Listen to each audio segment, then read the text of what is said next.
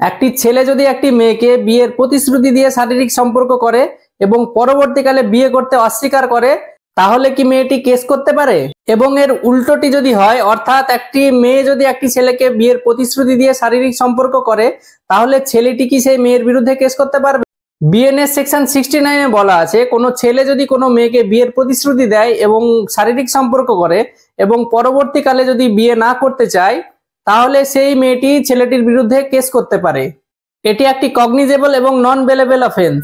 এক্ষেত্রে অপরাধীর 10 বছর পর্যন্ত জেল এবং সঙ্গে জরিমানাও হতে পারে।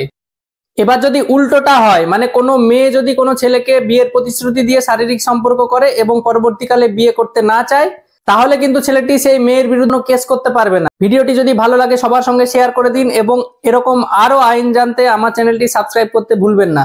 জয় হিন্দ।